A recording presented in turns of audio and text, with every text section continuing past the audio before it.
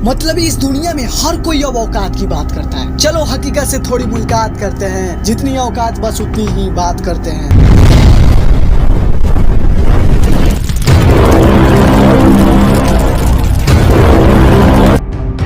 बुरे वक्त की भी क्या बात होती है, वो भी सलाह देता है जिसकी कोई औकात नहीं होती है। लोग बातों ही बातों में हालात पूछ लेते हैं, लोग बातों ही बातों में हालात पूछ लेते हैं, कितना कमा लेते हो कहकर औकात पूछ लेते हैं। अक्सर ऐसा होता है दोस्तों। चलो हम अपनी औकात बताते हैं। पता नहीं लोग प्रपोज कैसे कर देते हैं यार, मुझे तो समोसे के साथ चटनी मांगने में भी शर्म आती है।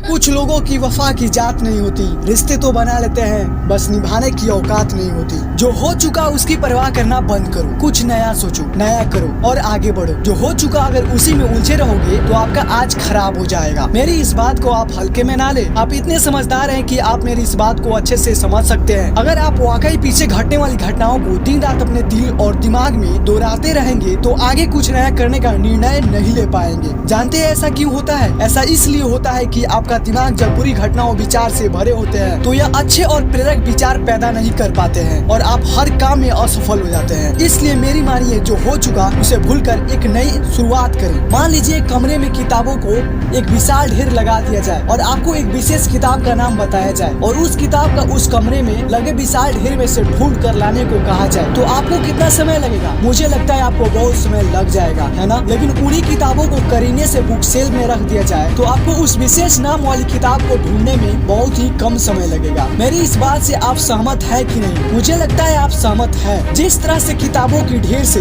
कमरा भरा है, ठीक उसी तरह से हमारा दिमाग विचारों के ढेर से भरा हुआ है। जब हम निराश और दुखी होते हैं तो सही विचार और सही फैसले के सामने लाने में हमारा दिमाग असफल हो जाता है और हमें उस निराशा और दुख से बाहर आने में बहुत समय लग जाता है और इस तरह समय की बर्बादी से हम हमेशा पीछे ही रह जाते हैं। अगर आप अपने विचारों को ढेर को करीने से बुक शेल्फ की तरह दिमाग में रखे तो किसी भी परेशानी में हमारा दिमाग सही विचार और फैसले सही समय पर हमारे सामने लाकर रख देगा। ऐसा करने का सिर्फ एक तरीका है, बस आप हर सुबह मेडिटेशन करना शुरू करो, क्योंकि मेडिटेशन में वह पावर है जो आपको अंदर से कुछ कर गुजरने की ताकत देती है। आपके दिमाग में चलने वाले उथल पुथल को शांत करती है और सही रास्ता दिखाती है और सही निर्णय लेने की क्षमता पैदा करती है। आपको जगना होगा और इस भ्रम को मिटाना होगा कि तुम कमजोर हो, तुम कभी न मरने वाला आत्मा हो। तत्व तुम्हारा सेवक है, तुम तत्व के सेवक नहीं हो। यदि आपकी परिस्थितियों पर अच्छी पकड़ है तो जहर उगलने वाला भी आपका कुछ नहीं बिगाड़ सकता। शिक्षा क्या है? यह किताबों से मिलने वाली विद्या है? नहीं। क्या